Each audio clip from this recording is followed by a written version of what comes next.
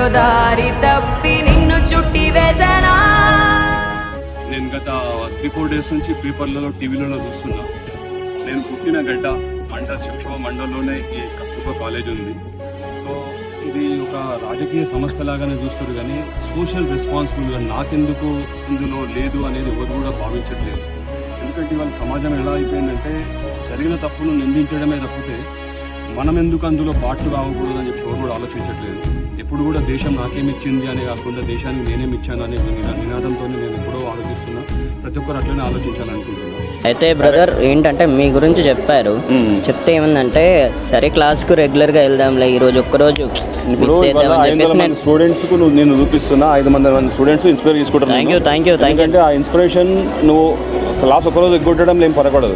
ఎంతమంది హ్యాపీ అవుతారు నీకు. Thank you very much. నీకు కూడా కావాల్సినది నేను చేయడానికి ముందుకు వస్తున్నా, చేస్తాను. చీకటితో వెలుగే చెప్పెను నేనున్నానని, ఓటమితో గెలుపే చెప్పెను నేనున్నానని, నీకే కాదని, నిన్నటి రాతని మార్చేస్తానని.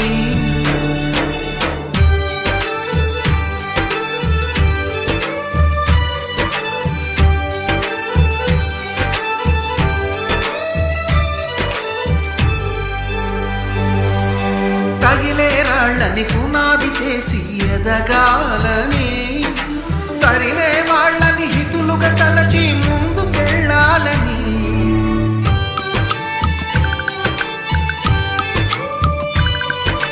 కన్నుల నీటిని కలల సాగుకై వాడుకోవాలని, కాచే నిప్పుని ప్రమిదగా మలచి కాంతి పంచాలని, గుండెతో ధైర్యం చెప్పెను, చూపుతో మార్గం చెప్పెను, అడుగుతో గమ్యం చెప్పెను. నేనున్నానని